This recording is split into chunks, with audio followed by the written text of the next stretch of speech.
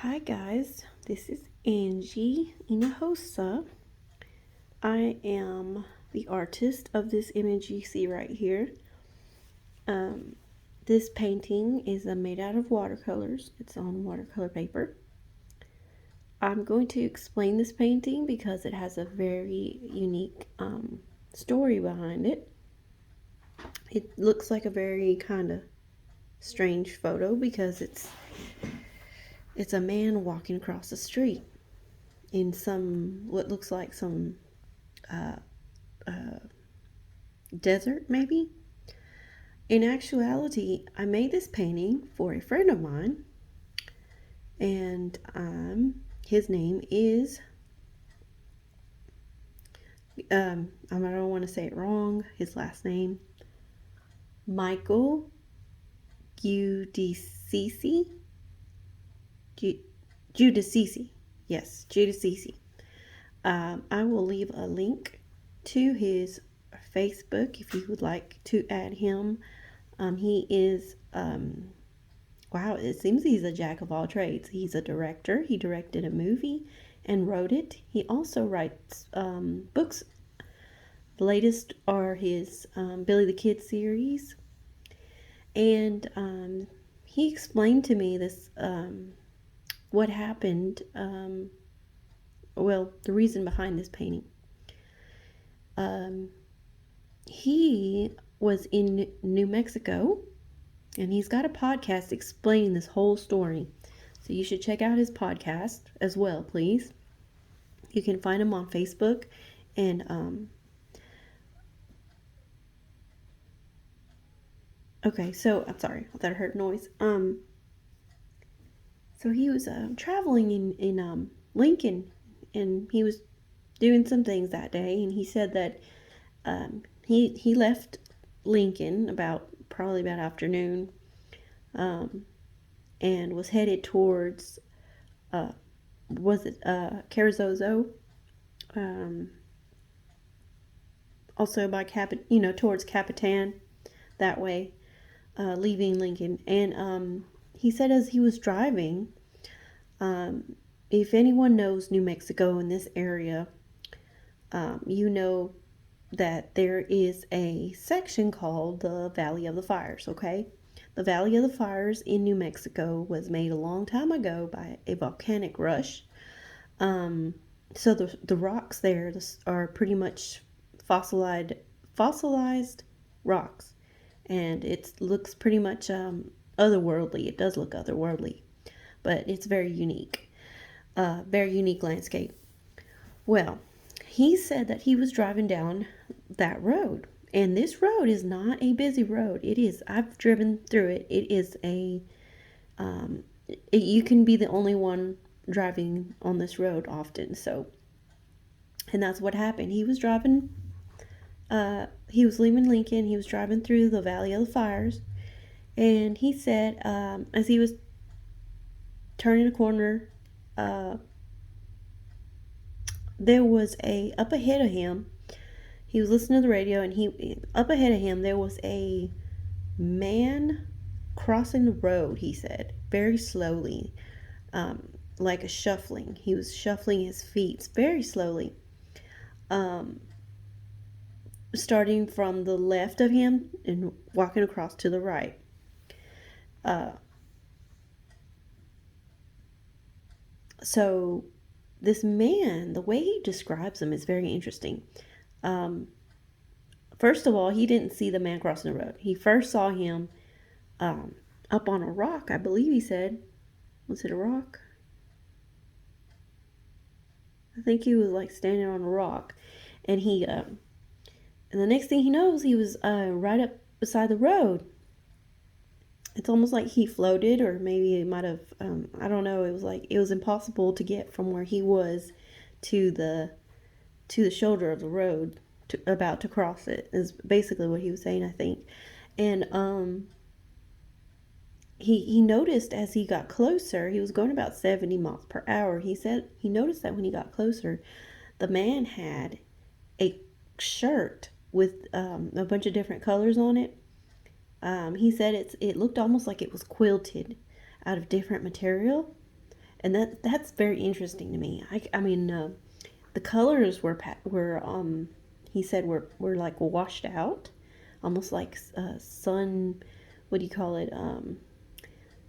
Like the colors were pretty much faded, but they were so much faded that they looked pastel.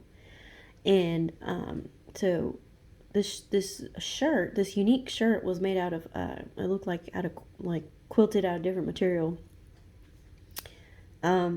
Which nowadays you don't see that.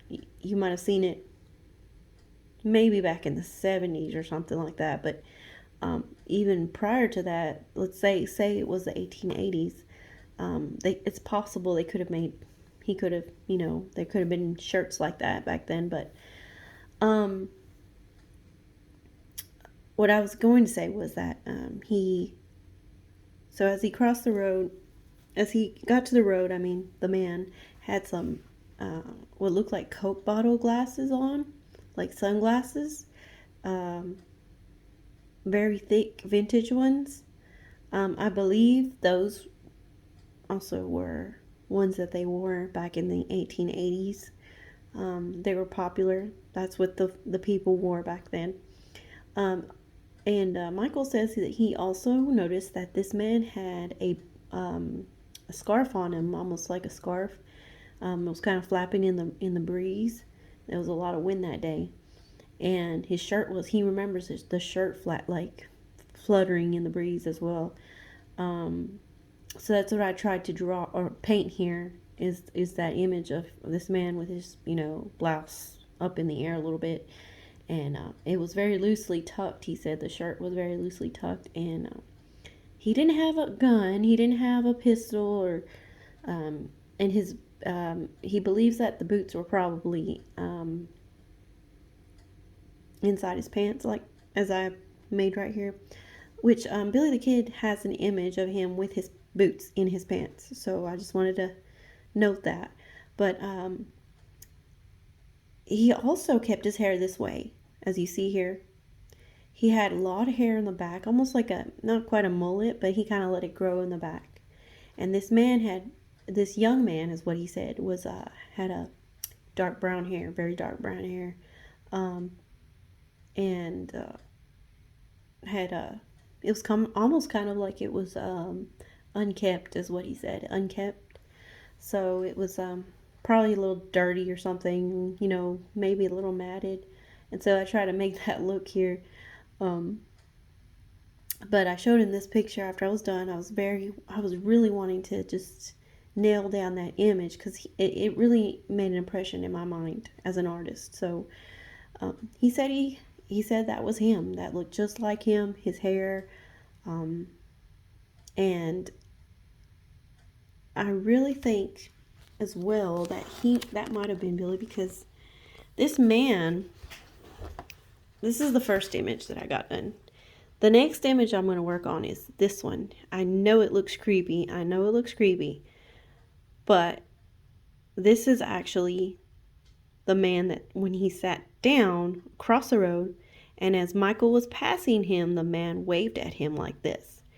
And he had those Coke bottle glasses on, which does look creepy, and a smirk, kind of like a crooked smirk, and some crooked teeth apparently. And if you know anything about Billy the Kid, he had bad teeth. Not bad teeth. It was more like, his teeth were crooked in the front.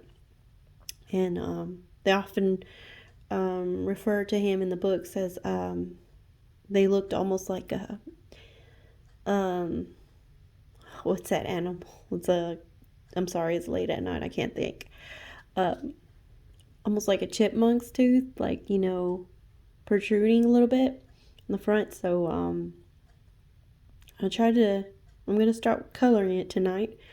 I'm just really anxious to get this done, because I really want to see it for myself. It's almost like I was there, That's why I'm trying to get this image completed. But this is made out of pencil on a board. This is actually a really great board. It's called I think it's like Bristol board, Crescent board. That's what it is. It's really great board, illustration board. So I'm going to illustrate it and color it. Probably going to use watercolors and some pastels, pencils, color pencils, and that all puts it together. But so it's a very unique and interesting story. I understand people don't believe in this kind of stuff, and anyone could dismiss it as, well, maybe, he could have been half asleep or something, or just thought he saw somebody. No, when someone says they see something, I believe it, especially someone who doesn't believe it. And he doesn't believe in ghosts. So if he saw a man, I believe him. And I also, me personally, I believe in spirits. So it's possible it could have been him. But you also have to think about, this was the 1880s. This was during, the Wild West, when there was a lot of shootings, there was a lot of deaths, there was a lot of unfair deaths, and vigilante justice. There was a lot of crookedness going on. So I believe that, they just buried people right there and then where they shot them, so I believe that, that things probably could be walking out there at night. And yes, I've been to Lincoln. I've experienced some things in the courthouse.